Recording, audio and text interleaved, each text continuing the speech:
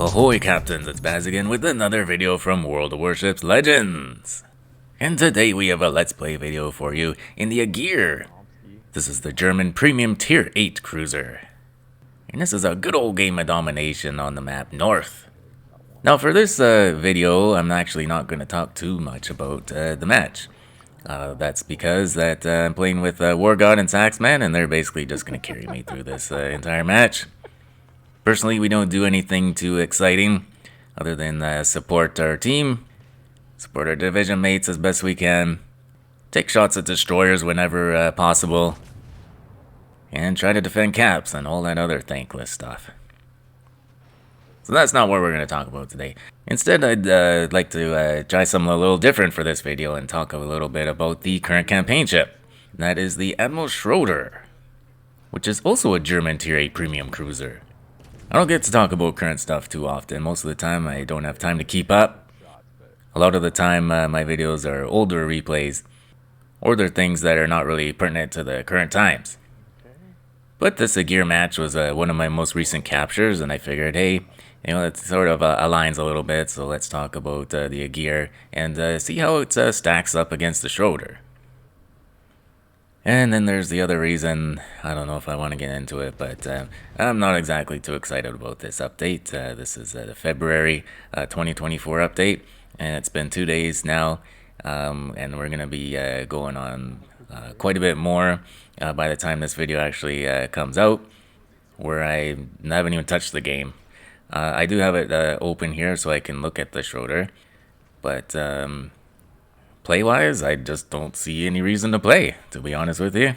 And yeah, I just don't feel like it. It's nothing really new and exciting. So anyways, that's all I'm going to really say about that. I'm especially not going to say anything about this stupid Creatorverse thing, good God. Okay, so the Schroder, it's very different compared to the Agir.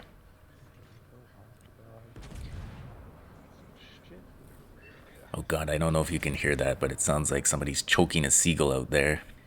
But it's this little yappy dog. God, how can people deal with that?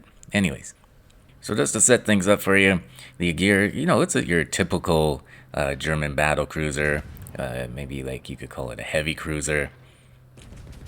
It's got its 305mm guns, and then it's got torps, it's got heavy armor, it's got a bit of a slow reload. It has some longer reaching secondaries. They start base 6 kilometers, so you know, a secondary build is viable. It just doesn't have very many secondaries, so I did try a secondary build on it when it first came out, but yeah, there just weren't enough secondaries to make it really viable. But looking at the Admiral Schroder, you know, there are some similarities. It has 305mm guns too, but it's only got 8 of them, whereas the Agir has 9. It has 3 turrets and 3 guns per turret, but the Schroder has 4 turrets and 2 guns per turret, so it has a little less firepower.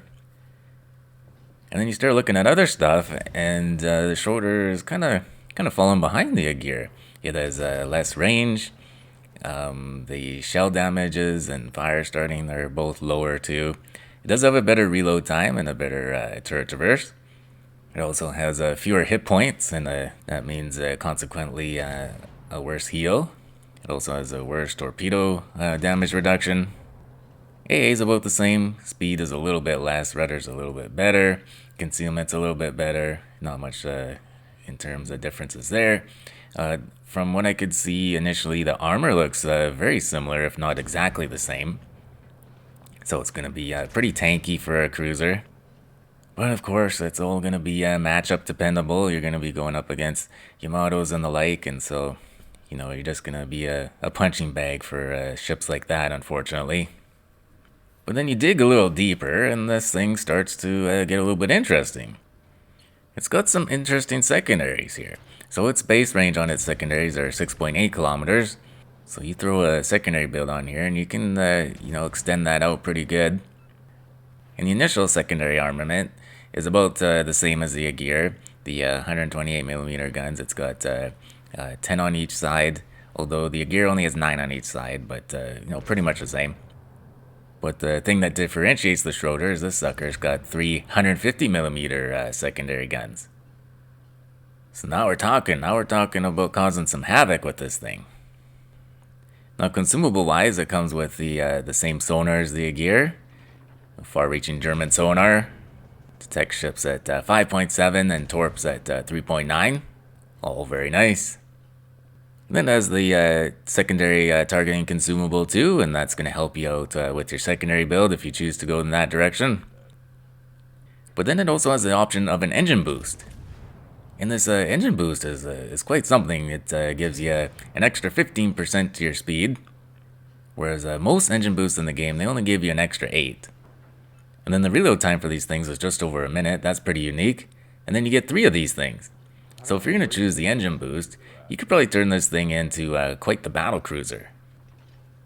You know, and you could throw a speed build on this thing and use it sort of like how you would a flanking French battleship. Or perhaps one of those new French battle cruisers. That's probably a more accurate comparison. But for now, we'll just have to wait and see. I haven't watched any videos of anyone be playing it yet. Haven't encountered it yet because I haven't played any matches yet this week. 3 days in, going on 4. But yeah, I still do kind of imagine that it's going to struggle when it's up tiered playing against legendary ships. That's pretty much the case with most tier 8 ships. So many of the tier 8 tech tree ships were just thrown in there as gap fillers and a buffer between tier 7 and legendary. But some of them are decent, and you know, the odd premium is decent. But when you break it down, there's quite a bit of junk.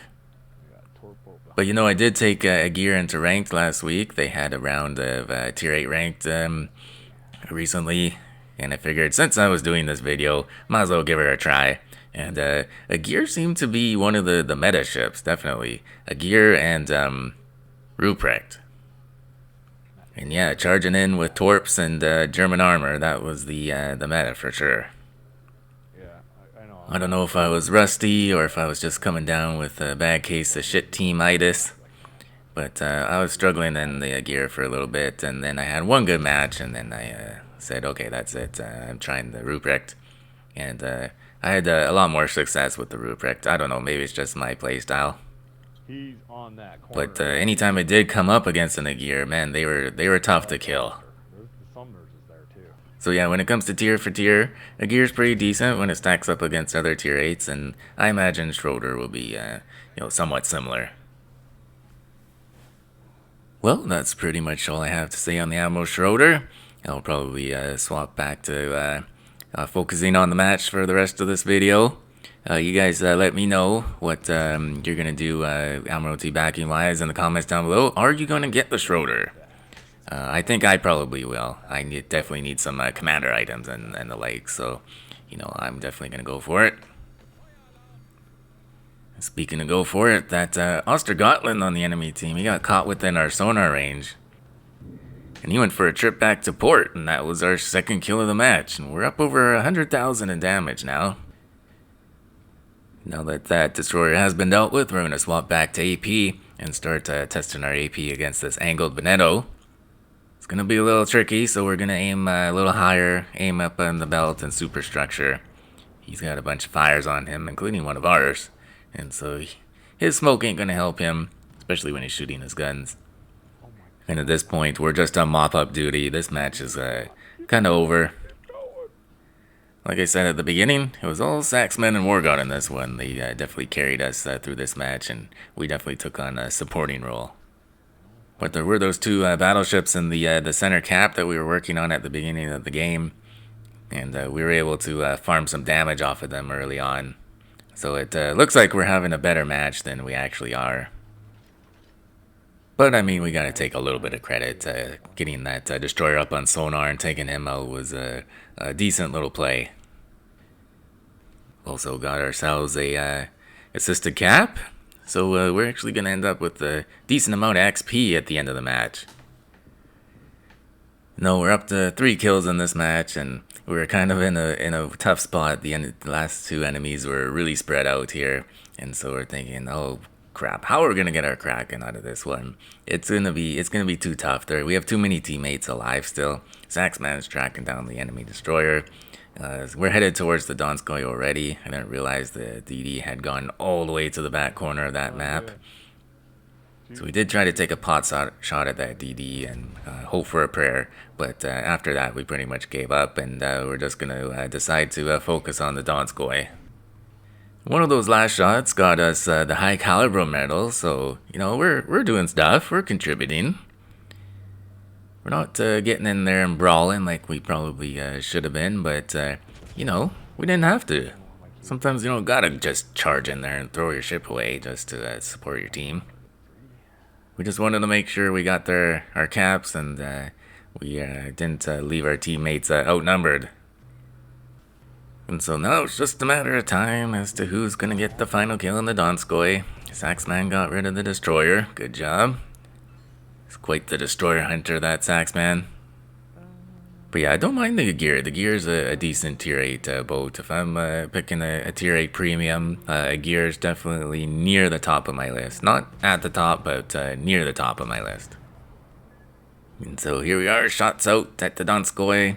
We get a Pitadel, and that's our 4th kill of the match, actually. Holy smokes, if we would have been able to pick someone off there at the beginning, I think one of those 2 battleships, we would have had ourselves a Kraken. Oh well, we still had a really decent game. We ended that match with over 140,000 in damage, our 4 sinkings, handful of defender ribbons, assisted cap, and the high caliber medal. We did finish at the top of the leaderboard for our team with over 2,800 in XP, and Wargun and Saxman were up there too. Wargun was in the Marlboro, slinging his HE around. Yeah, hopefully you guys enjoyed that video. Go ahead and hit that thumbs up button for me. Hit that subscribe button if you want to see more of my videos. Feel free to leave a comment down below, and as always, take care of yourselves and do what makes you happy.